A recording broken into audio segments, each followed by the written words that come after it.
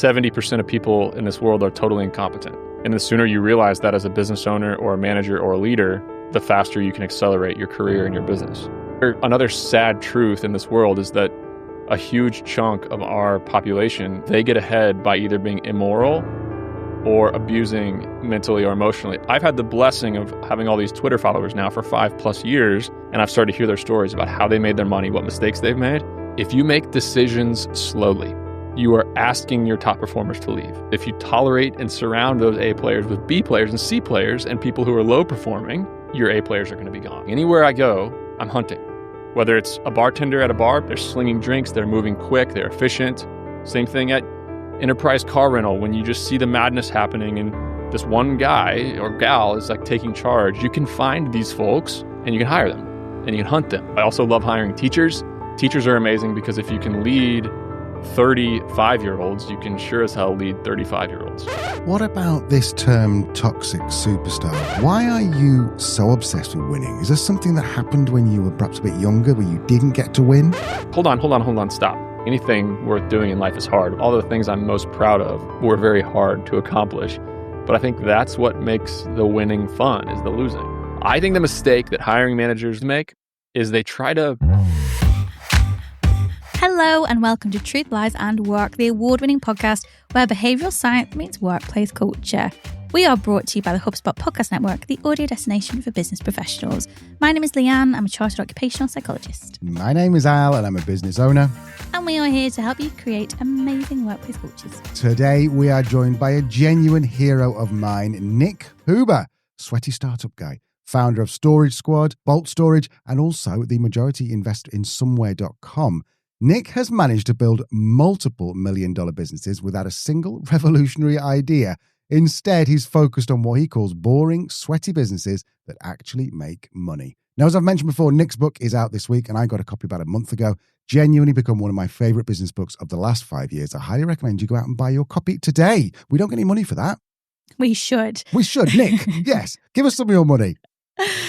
Yeah, Nick won't mind that because he's straight talking too. He's as straight talking as he is successful. He cuts through all the entrepreneurial fairy tales and the I'm going to change the world narratives to actually talk about what works. And while everyone else is chasing the next unicorn startup, he's quietly built a 100 million self-storage empire and now employs over 300 people worldwide. In this episode, Nick shares some genuinely eye-opening insights about leadership and workplace culture. You're going to learn why he believes that 70% of people are totally incompetent, his words, not mine, and how to spot the rare A players who'll transform your business. Nick also breaks down why leaders who make decisions slowly drive away top talent and why surrounding your best people with underperformers is the fastest way to lose them. Always in bonus, we dig into his controversial views on global hiring because Nick's company Somewhere.com helps businesses hire overseas talent. He doesn't hold back on why he thinks most American workers are entitled compared to global counterparts. So after this very short break, join us as we learn why boring businesses might actually be the smartest path to success and why most entrepreneurs are playing the wrong game entirely. So I am joined here by genuinely someone I've followed for a lot of years. I want to say back to Reddit days, but we'll get into that in a second. Can you tell us who you are, what you do, and what you might be famous for? Al, thanks for having me. I'm a opportunist. I do boring things over and over again to impact the most amount of people and make some money along the way. And I'm famous, I guess, now because I have a book that launched this week, and the goal is to help other people make great decisions and get rich doing sweaty, normal, boring things. Book's called The Sweaty Startup. I think what's interesting about the book and about your way of doing things is that a lot of books are like, oh, you can start anything. Why don't we revolutionize? Why don't we create the next Facebook for dogs? Why don't we go and do this? And you've taken a very, very different contrarian approach to that. So talk us through, what's your idea of starting a good business? You ask anybody on the street, what is an entrepreneur and who is an entrepreneur and what does it mean to you? They're going to talk about Elon Musk. They're going to talk about Mark Zuckerberg. They're going to talk about Steve Jobs. They're going to talk about Shark Tank and Product Hunt and Silicon Valley and raising money.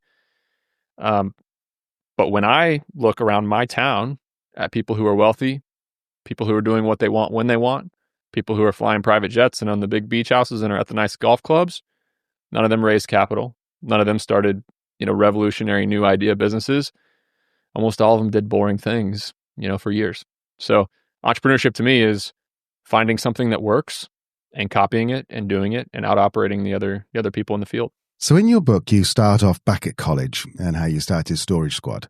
Give me the timeline, because I have in my head this idea of a subreddit called Sweaty Startup. Was that you? And if so, where did that come in? Yeah, 2018, I started a podcast. I was on some calls with my brother who runs a landscaping company, and I was mentoring him. And I'm like, you know what? I just need to.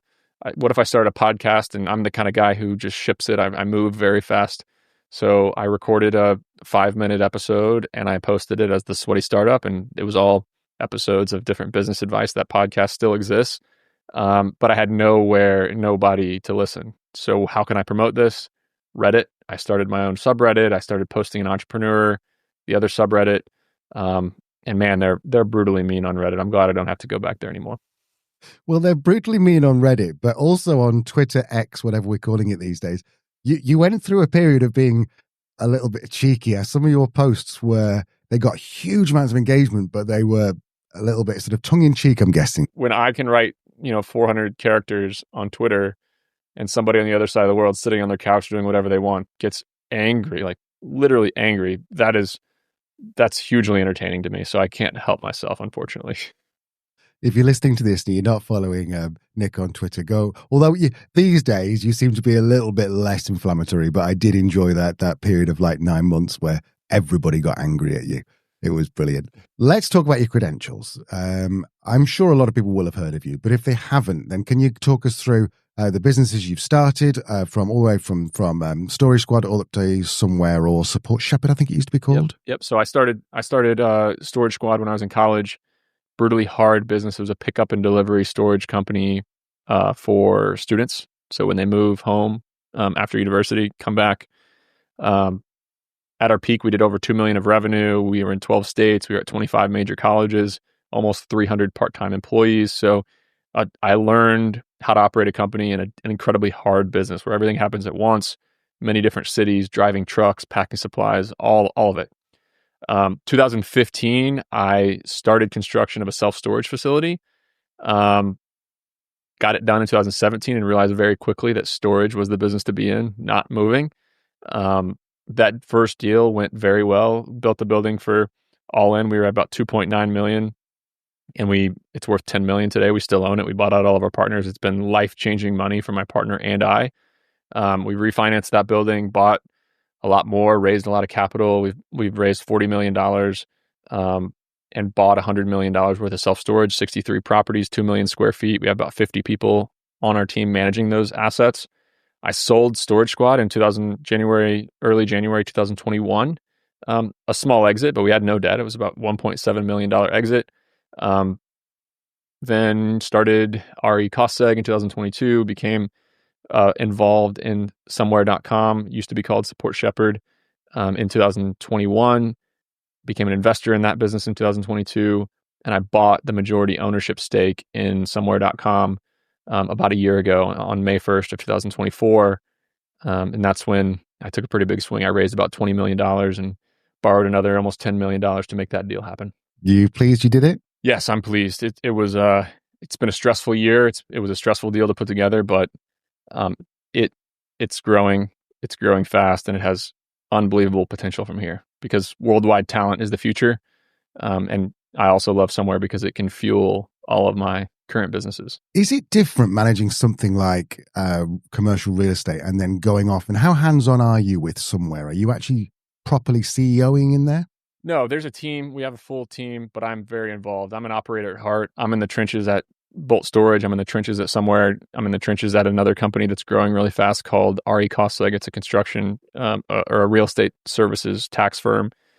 But yeah, I mean, look, I'm interviewing, I'm hiring, I'm in meetings, I'm telling people what to do.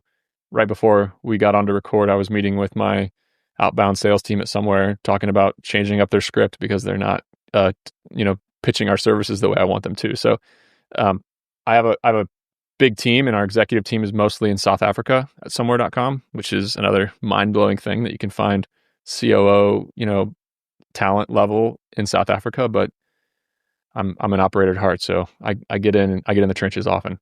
I'm going to come on to the actual idea of offshoring a little bit later on, because I want to get like from, the horse's mouth, how it actually works.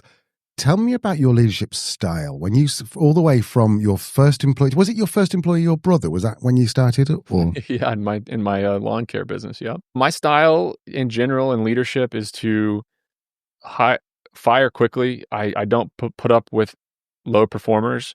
I think the worst thing that you can do for high performers inside of your organization is surround them with low performers. A mentor of mine, Chris Powers, told me when I was kind of complaining about an employee on one of our calls, he said, "Nick, fire him." Like, what are you doing? I was like, "Well, I can't fire him. It's our busy season. Then I got to go pick up the pieces. We're working 80 hours a week right now." He'd be like, "Nick, if you tolerate C players, your entire organization will become a C-level organization. And the fastest way to watch your A players walk away is to surround them with C players." So that hit me like a ton of bricks. And it really is my style, is that find high performers, enable them, keep giving them more and more and more, let them grow and grow and grow. And I wouldn't say get out of their way. I still ask the right questions and make sure each function of my business is working on the lowest hanging fruit. That's kind of my management style. Look at the sales team. Hey, what's the one most important thing on our sales team we can do to unlock and help us sell more? Let's do that right now. Then, over in recruiting, what's the one thing that would help us recruit more and faster and have a better customer experience? Let's all focus on that until we get it done and move on to the next thing. One of the things that I think you said in your book was that your company is only as strong as the people you hire. Now, you must have had some kind of, you just talked there about how you'd have A players, you don't tolerate C players, but has that always been the way that you've done things, or is it something you've learned quite recently as you grew your companies? It's been an evolution. I would say this is going to sound bad, and I'll say it though, because I think it will help people. I think 70% of people in this world are totally incompetent. And the sooner you realize that as a business owner or a manager or a leader, the faster you can accelerate your career and your business. So early in my life, I would, especially in labor jobs like moving, you hire anybody who will show up to work on time and is a warm body who's not under the influence of a drug. Like that's the way, and we can get into offshoring as well into this conversation, but that's how hard it is to find people to work in the United States. So early on in my career, I would put people in seats, and if they were doing the job to an acceptable degree, I would tolerate it for a very long time. As I've progressed and seen the power of high performers, I've just gotten better. I think if there's one area of leadership and management that I've improved upon the most in the last 15 years, it's my ability to find actual A players and get them to do really well inside my companies. How would you recognize an A player? So the only way is to work with them, unfortunately. I have yet to look. You can give people assessments in interview processes. I love giving them a test and having them show me what they can do. That helps a lot. I can really see how their mind works. I can eliminate a lot of the landmines and the poor performers. I can give them a typing assessment. I can give them a job to do, to show me what they can do. 90% of the people won't even try because they don't work hard enough to actually do assessments during interview processes. You're left with the bottom 10 or the top 10, and then you go from there. But I have a saying in hiring that 10% of the people have a job they love, and you're not able to find them. Like, even if you went after them and recruited them, they have a boss that loves them and they're perfectly happy. They're in career nirvana. Then there's the bottom half of the workforce, the 10% at the bottom, who's actively looking. They're actively applying for jobs. They are, unemployed maybe. They need work. Then there's that 80% in the middle. And that 80% in the middle is where you find almost all the talent. So it's through referrals, it's through hunting, it's through finding people who are doing the job that you want them to do and bringing them in. But how do you tell if they're an actual A player, an A performer? Is you start to see how their mind works. You start to ask them questions, and they come to you as a business owner with a problem, or a leader. You're a leader in an organization. They come to you with a problem. You have two options. Get out of my way. I'll solve it, which is how 90% of people do it. It's the easy way in the near term. Or you're going to ask questions, and you're going to figure out how their mind works, and you're going to send them away with their problem so that they have to solve it. And when you do that, when you start to ask questions of the person, start to figure out how their mind works, you get two things. They get better at decision making, and they become a little bit more confident in their abilities to solve problems. And number two, you get to look into their mind and see if they have what it takes and see if they're an actual A player. But most business owners and leaders and managers, a problem comes to them, they say, get out of my way, I'll solve it. That's not the best way to do it in the long run. So does an A player evolve, or is someone always an A? They start an A player and they just stay as an A player?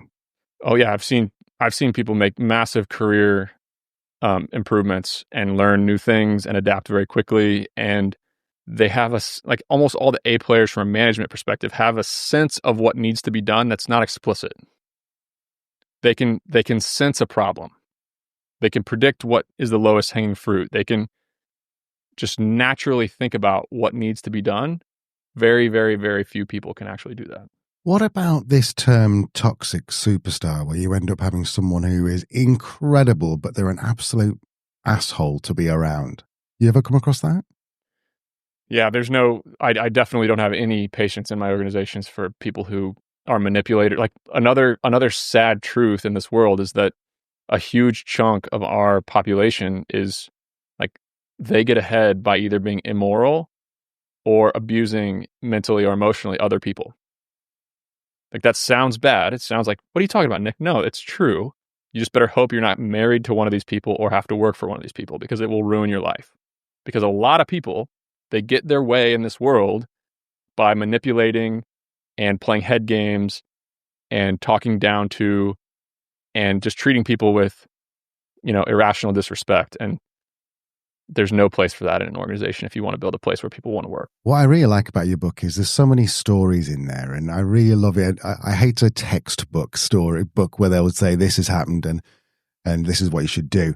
Have you got any stories around perhaps someone, you don't necessarily need to name them, but perhaps someone who you can think of who's like, yeah, they were one of my favorite people I work with? Yeah, there's about 30 short stories in there with lessons. They're either my stories of hard lessons that I've learned in management, business, marketing, growth, whatever, or they're life or business lessons from my network, because I've had the blessing of having all these Twitter followers now for 5+ years. And that has put me in front of a lot of different people at conferences, on phone calls and emails. And I've started to hear their stories about how they made their money, what mistakes they've made. A very hard part about writing this book was sharing all those stories with the individuals and figuring out if they were okay with me sharing them, and how I needed to massage a detail about where they went to college or what city they're in so that I could actually share it. Because some of them are very tough stories. Like my buddy who was an attorney who chose that game to play. But one of my favorite all-time hires I found in a Walmart parking lot. So I was in Ithaca, New York. It was early in I think it was like 2013, 2014 when I was growing my moving company. I was in the truck in the parking lot answering emails on my computer. My girlfriend, now wife, ran in to get some groceries. It was like 8 p.m. I see out of the corner of my eye a flash across the screen, and this Walmart employee in a vest is running through the parking lot. And it's like I saw a ghost, because I'd never seen a Walmart employee move quickly. He runs around picking up a bunch of carts around. I watch him for 5 minutes. He's running around gathering a bunch of carts, sprinting with the carts, a whole line of them, pushing them back to the front entrance of Walmart. And a Walmart sack goes tumbleweeding across the parking lot. He bends down while pushing all the carts, picks up the Walmart sack and jams it in his back pocket. And I'm like, okay, hold on. Something's unique about this person. So I shut my computer. I follow him in. I got a business card in my back pocket, and I make sure our paths cross. And I say, hey man, like, what's the hurry? What are you doing? Just like sparking up conversation. He goes, oh, well, the varsity basketball game is getting out in a half an hour, and we got no carts, and my manager is in the back, and the cart guy didn't show up, and we're about to get, 40, 50 people show up after this varsity basketball game, and we got no carts. And I'm like, okay, this guy's different. He thinks different. He has a different view on work. Like, he doesn't own this Walmart. He's making $12 an hour, but yet he cares, and he's moving quickly, and he's solving problems. I pull out my card and say, hey, if you know any friends who like you who are looking to work, I pay $20 an hour. I run a company called Storage Squad. We're a moving business. There's tips as well. It's a fun job. We're on the college campus, whatever. Well, that night he sends me an email. I interview him the next day and I hire him, and he ends up working for me for 4 years, traveling from Washington, D.C. to Boston to Ithaca, running crews, leading people one of the best hires that I've ever made. I noticed there you said something to him in this story. You didn't say if you're looking for a job. You said if you know anyone. Was that key? It's key. It's key because it takes the pressure off the conversation. Of course, they think about themselves above anybody else. But I didn't want to directly solicit him for a job. It's a little bit awkward. It can be pushy almost. You just say, hey, I'm a business owner. I'm Nick. Maybe we had a 3-minute conversation where I was telling him a couple more things about me, planting little seeds. But yeah, I'm hunting. Anywhere I go, I'm hunting. Whether it's a bartender at a bar, because 99% of the time you're at a bar and the bartender is focused on one person, won't even acknowledge you, they're slow. But sometimes you walk into a bar and there's a bartender that just has awareness and they look at you, they raise a finger, you know they're coming, they're slinging drinks, they're moving quick, they're efficient, they're just non-verbally communicating with everybody at the bar, knowing that they're going to be served. Same thing at enterprise car rental, when you just see the madness happening and this one guy or gal is like taking charge. You can find these folks and you can hire them and you can hunt them. And in your town and some sweaty startups, you got to just go and find these people. I also love hiring teachers. Teachers are amazing because if you can lead 35-year-olds, you can sure as hell lead 35-year-olds. After this very short break, we'll be back with Nick and some of his more controversial ideas on leading people and building great cultures. Welcome back. Let's rejoin Nick and Al. Let me ask you about this pushy thing, because there's a lot of stuff in your book about pushiness. I remember there's a story, which I won't spoil it for anyone listening, but about you and your wife's, or your now wife's, engagement ring. How are you managed to balance this idea of you not being pushy yourself, but also pushing people to be the best they can be? Well, I think there's two types of people in your company. There's decision makers and there's people who follow the guidance and the rules that are signed out for them. And yes, they may have small decisions that they need to make on the job, whether they're doing customer service or billing or whatever that, and you teach them frameworks on how to make those decisions. But at any company, only a small few need to be the decision makers.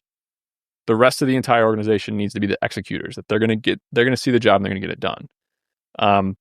So when I'm talking about A players, I need people that can either follow directions, which is way easier to find an A player. Maybe that's even a B player.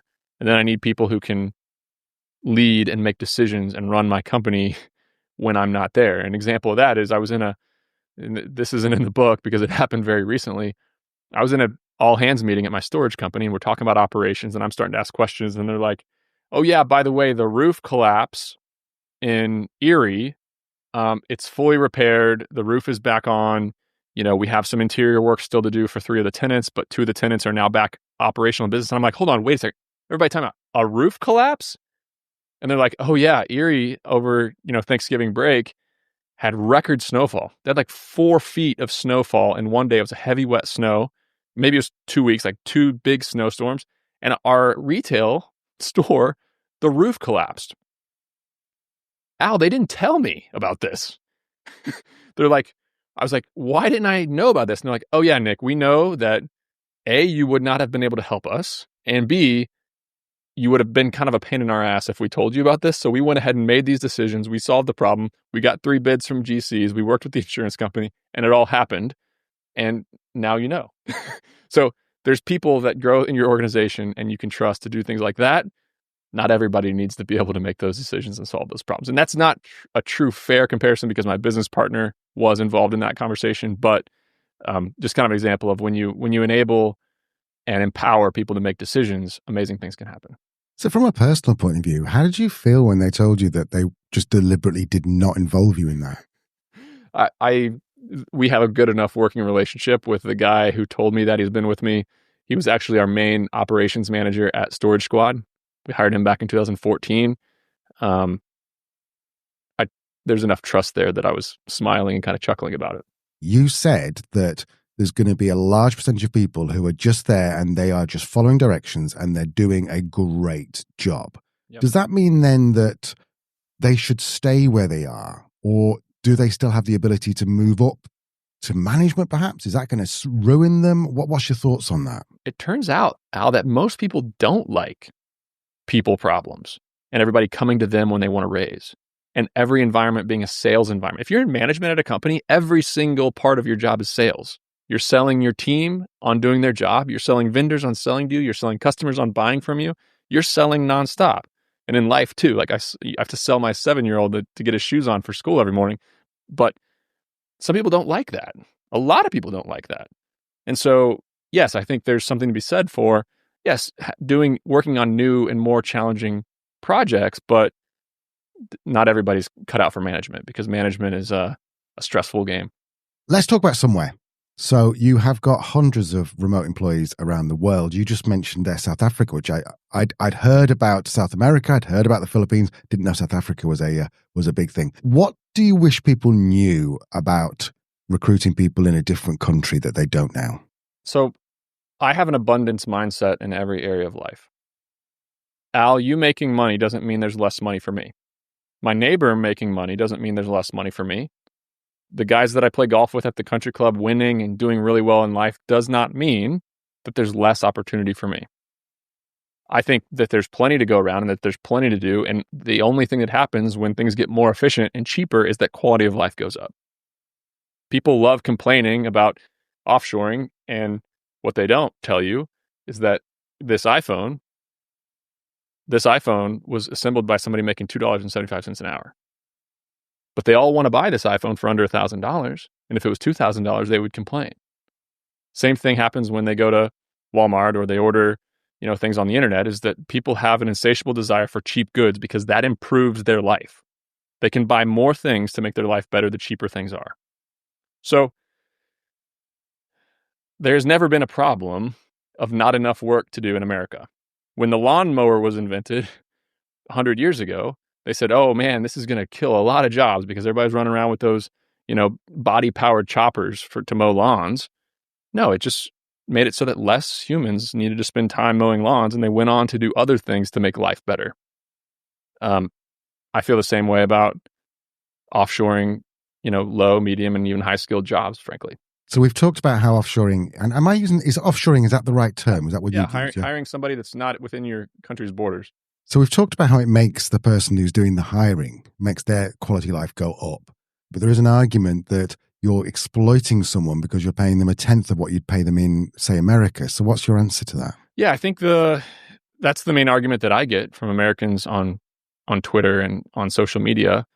But who's to say that a human in America is better or more entitled than a human in South Africa or a human in the Philippines? These folks are making, this was pretty early in my career. I actually didn't tell this story in my book, and I don't tell it very often. We had hired maybe 10 or 15 Filipinos to work for my self-storage company, an average of about $800 a month. Market rate for a US-based customer service rep at that time was $35 to $40K a year. So we were looking at going from $20 an hour down to $4 an hour for labor, saved about 80%. And one of my reps got on the call. I won't say her name because she still works with us. She's like, Nick, I just want you to know that this job, I was fast forward to 3 months ago, I was getting on a bus in Manila and riding a packed bus for an hour and a half to get to a job where I earned $1.90 an hour. And now, my mom is sick. My sister went from, it's going to sound crazy to say this, my sister went from being a prostitute to being able to stay home and care for my mom in my house because of this job.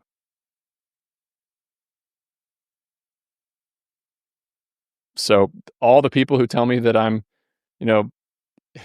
they literally call me a slave owner for employing people in Africa and Asia and India and, Europe and Latin America and South America. I don't think they understand that these opportunities are massive opportunities for the people abroad. And with an abundance mindset, I really honestly do not believe it takes away opportunity from Americans or Brits. If you are employing someone, I'm guessing there's going to be slight nuances in how they work and the strengths perhaps they've got as a culture. Talk me through that. Hiring internationally is hard, but some regions have massive strengths. South Africa is a sales hub. You can find salespeople who are highly trained salespeople who have sold high-ticket items. They're closers. You can find sales managers. You can find CFOs. The finance is massive. There's a huge amount of South Africans who, it's called chartered accountants there, who get on an airplane and fly to New York City every year for 3 months to do audit and tax work for Big Four, Price Waterhouse, Deloitte. You can hire those people for $3,000 a month, full time. It's a game changer. So South Africa, I love for finance, for sales, also executive assistants, general assistants roles, customer service, of course. The Philippines is the original outsourcing destination. Like there's a massive culture there. There's skyscrapers in downtown Manila of call centers. People have been working remotely and for US-based companies for a really long time. Average typing speed is high there. Cost is low. It's one of the lowest cost places in the country to hire. The culture is very different from Western culture, and you don't get as much management, upper level talent out of the Philippines. Latin America is an amazing technical hub. Developers and also creative graphic designers, audio engineers, construction hub in Latin America, meaning architects, civil engineers, project managers, operations managers. And I love hiring paralegals in Latin America because you can be a licensed attorney in Colombia and you're making like $1,200 a month. So every area is different. There's financial analysts who can work magic and Excel in Egypt, $750 a month, under $4.50 an hour in Cairo, Egypt is one of the most, low cost of living major cities in the world. Sri Lanka is an amazing resource for legal assistance, general assistance, customer service, great English, hardworking, huge remote work environment. And then there's Portugal, Romania, Poland for tech, digital marketing, SEO, front end, back end development, iOS development. So at somewhere we're exploring the entire globe to find the best talent of each type. So I'm learning a lot about this as I go. Is there a different approach to work, perhaps, if you live in a country where it is more difficult to earn good money? I think there is a lot of entitlement in America right now, unfortunately. There's a lot of people who think that they're just entitled to the highest wages in the world. They're entitled to the highest standard of living in the world. But, when it comes to working for it and adding value to society, sometimes that's not quite aligned to the expectations. When you hire somebody in Colombia and Brazil and Mexico and South Africa, they realize that working for a US-based company is a massive opportunity, not only for them, but for future generations, and it can change the trajectory of their entire life. So which one of those two people is going to come into a job with more energy and more to prove? Let's talk about one of the other things I saw in your book, which is execution is 1,000 times more important than your idea. Now, I'd love to go down the rabbit hole of actually business ideas, but this podcast is more about how you actually sort of implement ideas around work culture. So if someone's hitting a growth phase, what do they normally end up messing up when it comes to their people? If you're interested in the business ideas that I like that are not sexy, innovative, I have a resource that folks can download. It's sweatystartup.com/ideas. There's 200 plus small, boring business ideas that are low risk to start. I think the mistake that hiring managers, leaders, and companies make is they love new ideas. They're addicted to innovation within their business. When in reality, it's more often than not, my job as leader of several of these companies, more often than not, is just to settle people down and get them focused on the most simple thing that's going to be proven to work.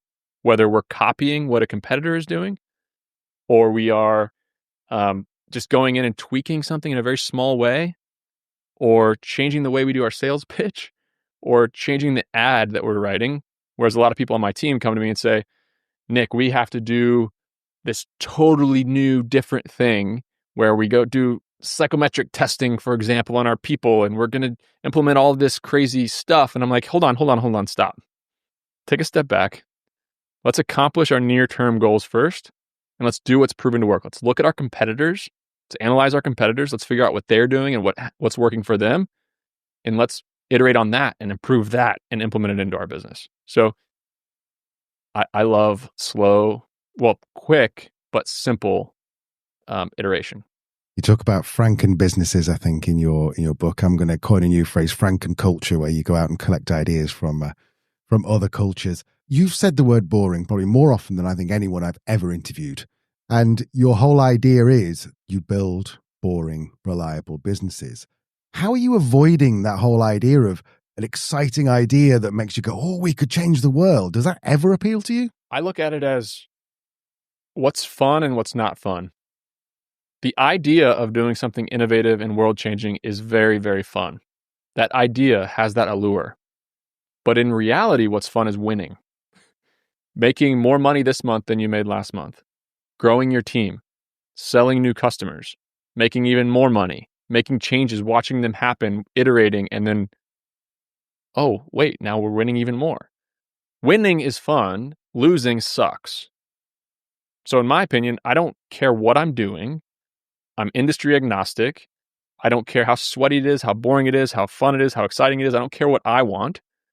I want to be like a cup of water at the top of a mountain. You empty a cup of water, it's going to find the quickest route down, the path of least resistance. That's me as an entrepreneur. My job is not, in business, there's no extra points. It's not an Olympic gymnastics routine or a David Goggins workout. There's no extra points for doing something really, really hard. So why wouldn't I pick the best opportunity that's the easiest, that's the simplest, that allows me to win? Because winning is really fun. So I think a lot of people get caught up on those ideas when they should focus on, hey, let's figure out what the lowest barrier to entry way to win here is. Let's do that. My editor actually tried to get me to remove this from my book, but I said, when you go after an opportunity, choose your competition wisely. Do you want to play basketball against LeBron James, or do you want to play basketball against a fifth grade girl? The winner gets money every single month from a cash flowing business. You want to go to Silicon Valley and compete against the Stanford grads, or do you want to compete against the plumber down the street with his fax machine on their desk? The choice is yours. To me, losing really isn't fun. Like getting no momentum, getting no customers, having no money, that's not fun. So building an organization and growing and watching the company grow. I mean, look, I have over 300 employees across my portfolio of companies, and they all have a better life than they did before I was around. That's really, really rewarding and fun. So are any of my businesses earth-shattering, groundbreaking? No, actually, all of my businesses are doing exactly what at least 10 to 20 other competitors are doing. But I've made a really good life because I can execute and I can lead and I can manage and I can sell all those things that people forget about. You are now a long way from not having any money. So as your wealth starts to increase, and it will increase, it'll pick up speed now, won't it, with all of your investments? Do you think there will be a time where you'll start being a bit more risky and say, do you know what, I am going to throw 10 million at this idea? That's when it's time to change the world. You want to change the world, you want to do a tech startup, you want to go try to do something nobody's ever done before, get rich first. You either need to be rich or you need to have very wealthy parents and not be afraid to live in their basement. That's when it's time to go try to change the world. But man, a tech startup, a world-changing business, trying to compete with Elon Musk, doing these things when you have no network, no money, and no operational chops, like you've never ran a business before, forget it. You're playing basketball against LeBron James, having never picked up a basketball before. The entire theme through the book is choosing your competition, to the point where you have an exercise where you, on a Saturday night, you rang lawn care companies, I think it was, to see who'd pick up. Yep. Why are you so obsessed with winning? Is there something that happened when you were perhaps a bit younger where you didn't get to win? No, the funny thing is that I've struggled with everything. Anything worth doing in life is hard, whether it be sports or business or dating or having kids. And all the things I'm most proud of were very hard to accomplish. But I think that's what makes the winning fun, is the losing. I would never lose just to lose. I would never play a game where the deck is stacked against me. But inevitably, you're going to have losses and you're going to have mistakes and you're going to have hard times. I tell a ton of those stories in the book about just how hard this can be. But I think that's what makes the winning, that's what makes building a profitable company so fun, because it is so hard. So, it's not, you got to be competitive for sure to want to be an entrepreneur. What people don't understand about entrepreneurship and leadership is that it's directly applicable to working at a company. And I spend a lot of time with high performing employees, almost my entire network. There's just not that many entrepreneurs in the world. So a lot of my friends in town, a lot of my network is very high performing employees. They do their job very well. I talk to them about what frustrates them at work or why they leave jobs. And there's themes. There's themes. And this is what not to do if you're trying to lead and manage a team. Number one, if you make decisions slowly, you are asking your top performers to leave.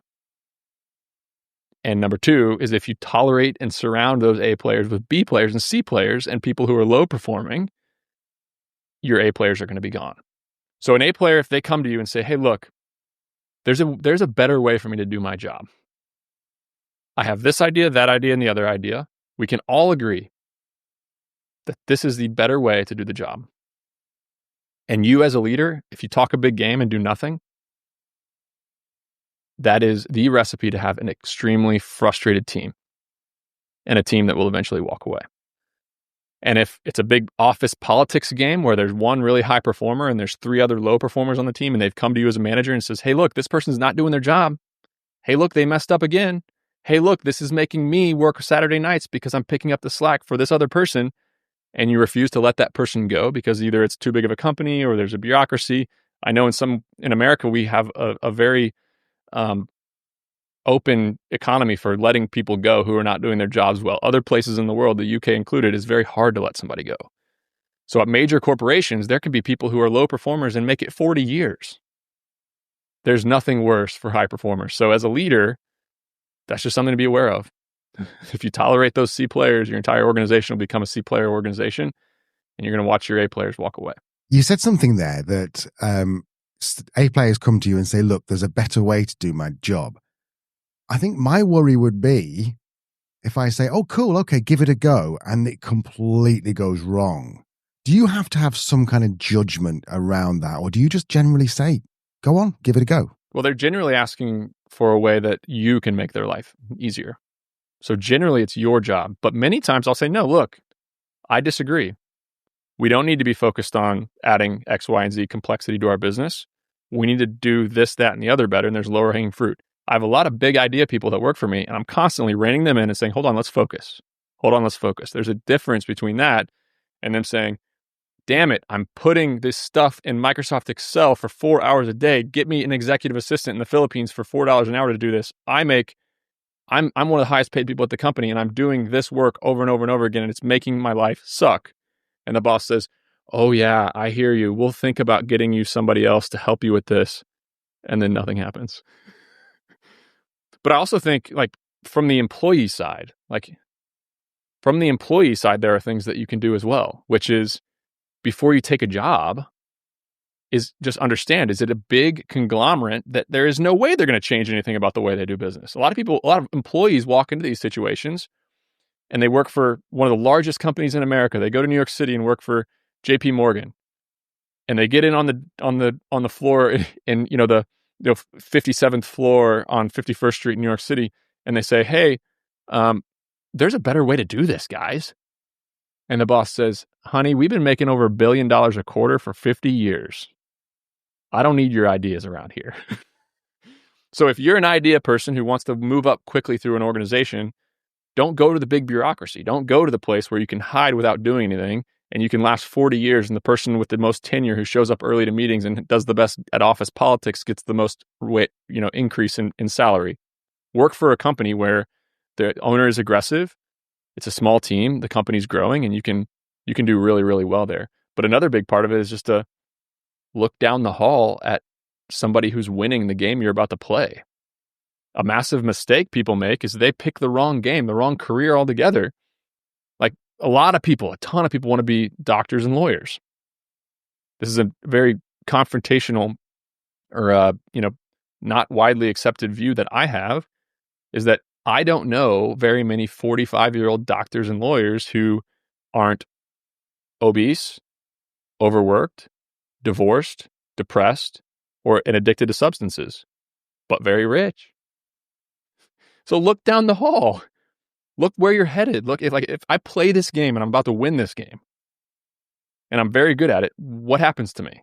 Very few people who pick a career actually spend the time thinking about, what does it look like if I win? I had a friend who was a super high performer in college athletics, got a damn near perfect score on the LSAT, which is the pre-attorney test to get into law school in America.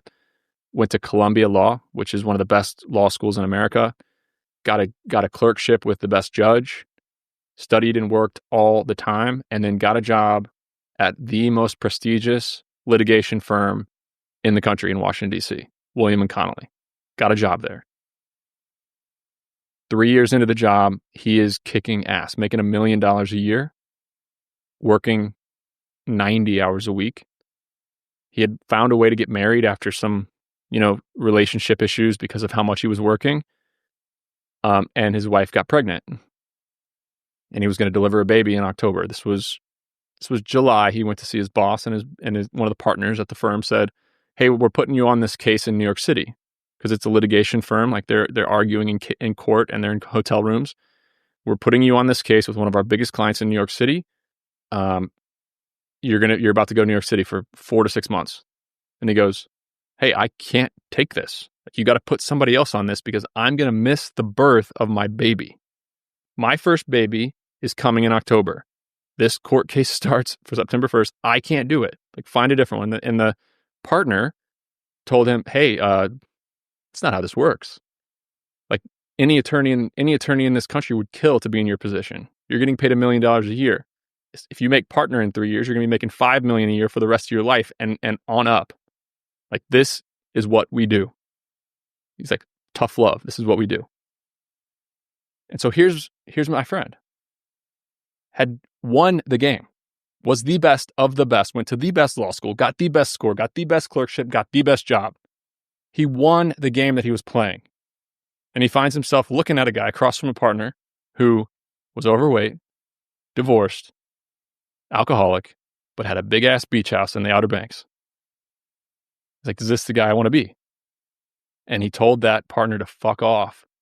Rose a giant fit in the office. It was a very, very sad deal. Very, very sad deal. He walked away. And it's a heartbreaking story about how if you pick the wrong game to play, even if you win, is it really, really what you want? I'd like to know, you've grown from 2 people to now over 300 people across multiple different companies. If you were to go back again, at what point would you start thinking about creating a good workplace? Is it important in the first 20, 30 people? Yeah, you got to treat people with respect. You got to be direct. You got to be a good communicator. You got to understand that relationships are really complicated. And if you are stubborn, if you're straightforward and other people have issues or you have a temper, like tempers ruin careers. It's really sad. If you have some of those early on issues, then you're not going to be able to grow past a couple people. Nobody's going to want to work for you. But actually structuring a company and setting clear expectations and have people who manage people is a whole new skill. And it's not always easy, I'll say. So I still have a lot to learn about that. I'm learning fast and I think I'm getting good at it. But once you get over 30 people, it gets hard. When someone finishes the book, they've put it down, they've just finished it, what do you really genuinely hope they've learned? I hope they are better equipped to pick what game to play, meaning finding an opportunity. The whole first section of the book is about picking the opportunity. I hope they have understood what skills are important, whether it be hiring, management, decision-making, delegation, sales, and picked up a lot along the way on how to do those things better, because I tell a lot of very tactical things on how to improve those. And then the whole last section of the book is about people, because you can't do this alone. So it's about, how to treat people, how to make decisions with people, how to train people to be extensions of you, how to delegate tasks, how to delegate decisions. And then the last chapter I kind of had fun with and gave people a lot of very practical life advice that they might not get, but kind of things that I wish when I was 20 or 25, I would have read, and kind of how to think about kids, how to think about career, how to think about what spouse you pick, how to think about, how you design your life and your health, your fitness, because in reality, money and business is a part of it, but we also have families and we have our bodies and we have our physical environments that doesn't matter how good we are at business. Some of those other areas can really ruin your life if you don't have, enough energy put there in the right way. So I want people to read that book and kind of feel like they're entertained, but also well-equipped to go make some more money. Is there a part? We've got this link, sweatystartup.com/ideas. Is that a good place for people to start? Yeah, go download that list of business ideas. And then there's some other resources. That's the best place. Go to sweatystartup.com/ideas. That'll also put you on my newsletter, and you can get my thoughts every week on, management, on opportunities, on marketing, and kind of how I think about business and life. Thank you, so Nick. It's been a genuine pleasure and a career highlight for me. Thank you so much for your time. I love your stuff. Thanks for having me on. That was Nick Huber, author of The Sweaty Startup. and founder of not one, not two, but multiple million-dollar businesses. It's really refreshing to hear someone cut through all this startup nonsense. Nick focuses on what actually works, which is boring, reliable businesses that make money from day one. What we're saying is boring is the new sexy. We are exactly saying that. We are. My stock is going up then. I really enjoyed Nick's interview and his approach to team building. He is very clear, he's very direct, and he is focused on hiring people who solve the problems and make the decisions. Look, I might not entirely agree with everything in his approach as a psychologist, and that's just the case with most fast-moving entrepreneurs and businesses. It's just the way it is. You can't always do things, by the book. So it's nothing against Nick and his ways. But what I do think he's tapping into is something that a lot of leaders overcomplicate. He's not spending time on these personality tests or frameworks, which, let's be honest, can be absolutely useful in the right hands, but they're not often in the right hands and they're not magic. They don't predict performance all that well in terms of the different psychological assessment methods we can use. And if they are misused, then they can actually be more confusing and more harmful. If you don't know what you're measuring or why, it's not a good place to start. So what Nick's really getting at is just really good job design. So understanding what the role actually involves and then finding people who can do that well. And that's the bit I completely agree with. And I think as well, his point about high performers leaving when they're surrounded by low performance. Yeah, this is absolutely right. It's backed by research as well. There's a recent study that showed that nearly 7% of people said that working with low performers dragged down team morale, and 44% said it made them more likely to leave. So yeah, it's brilliant advice from Nick there. If you want to learn more about Nick's approach, go and grab a copy of his book, The Sweaty Startup, or check out sweatystartup.com/ideas for his list of 200 low-risk business ideas and some leadership ideas in there too. And if you enjoyed this episode, don't forget to subscribe, leave us a review. It makes our day. As Leanne said on Tuesday, it makes our day when we see a notification of a new review coming through. So make us happy. Yeah, it really would make us happy. What would also make us happy? Sounded really sad then. Well, because it's a lonely life, Al, podcasting. It is. You don't always know in the moment how people respond and like it. No, we need to play some sad music here. Leanne, what would also... What? I was going to say, are we back next week? Yeah, no, we would. And we hope you're back next week too. We'll be back next Tuesday with our regular This Week in Work, which includes our news roundup, our hot take and our surgery. But we're actually recording this tomorrow because we're on holiday next week. As I might have mentioned last week, I may be a bit harsh when I said I won't think about you at all. I probably will because it's inevitable, isn't it? How could I not? You're my people. But we're always telling you lovely listeners to make sure that you try and set these boundaries between work and life, that you try and, if not balance, some kind of healthy integration. So we're doing the same and having an entire week off. So there'll be no LinkedIn, there'll be no guest interviews, there'll be no recording. There will just be sunshine and tapas. Spain, as I'm sure you've guessed. That's where we're going. Northern Spain. Going to go eat a drink away around an area we've not spent that much time in. We have been up to Northern Spain over a period of like 2 months, but we're going to go properly in depth. With Spain, we're going to get inside you. Ooh, that's a bit creepy. Yes, we are, in a non-creepy way. The good news is, though, you're very creepy. The good news is, though, that nothing will change for you. You won't even notice that we're gone. You'll still have the regular Tuesday edition. We'll also be bringing you a full interview that we did recently with the CEO of Mind, Dr. Sarah Hughes, the full, unedited, unfiltered version. And I have to say, this interview really did stay with me. Sarah is incredible, and she spoke so honestly and powerfully about the reality of mental health and mental illness in the UK.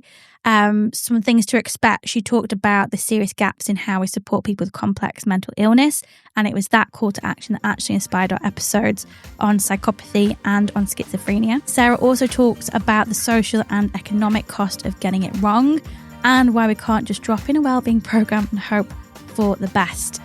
So just so you know, as I said, there is content in this interview that's never been heard before. There are some heavy themes in there, so you have been warned. So we'll speak to you very soon. Bye. Bye-bye.